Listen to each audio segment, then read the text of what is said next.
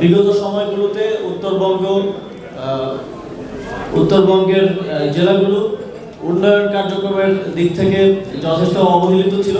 আমরা বিভিন্ন প্রকল্প যখন রিভিউ মিটিং করি তখন আমরা দেখি যে উন্নয়ন কার্যক্রম কিছু জায়গায় সীমাবদ্ধ ছিল। দেশের বিভিন্ন অঞ্চল বিশেষ করে উত্তরবঙ্গ অবহেলিত এবং বঞ্চিত ছিল।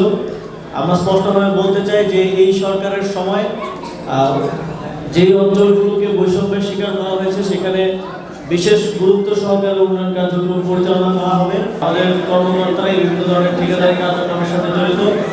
আমরা কেন্দ্রীয়ভাবে এটার মনিটরিং করব এবং সামনের দিনে স্থানীয় উন্নয়ন অবকাঠামোগত উন্নয়নের ক্ষেত্রে যাতে এই ধরনের যুক্ত না থাকে এবং এই যে বারবার হাত বদলের ফলে যেটা হয় সেটা হচ্ছে যে মূল কাজটা কম্প্রোমাইজ হয়ে যায়। আমরা চেষ্টা করবো এটা যাতে সামনে আর না হয়। এবং শুধুমাত্র একটা নির্বাচন কিংবা ভোটের জন্য এত মানুষ জীবন দেয় নাই, প্রায় 200 শতাধিক আমরা ধারণা করছি আমাদের শহীদ এবং 20,000-এরও বেশি আহত এবং শহীদ পরিবার এবং আমাদের আহতরাও সংস্কারের কথা বলছে।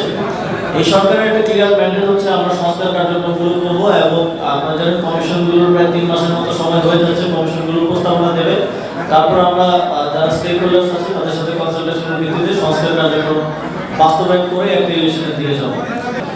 এবং চিকিৎসার ব্যাপারটা কীভাবে আরও সহযোগিতা করা যায় সেজন্য যারা কেন্দ্রীয়ভাবে চিকিৎসার বিষয়টা দেখেন জুলাই সুইসাইড ফাউন্ডেশন তাদের সাথে আমি যোগাযোগ করানোর ব্যবস্থা করেছি। আশা করি সামনের দিনে আর এই সমস্যাগুলো থাকবে না। বাংলাদেশকে এমনভাবে বাংলাদেশের জনগণ যেভাবে চায় সেভাবেই করতে চাই। প্রত্যেকটি প্রতিষ্ঠান যেন জনবান্ধবভাবে কাজ করতে পারে সেজন্য সেভাবে করে দিয়ে যেতে চাই।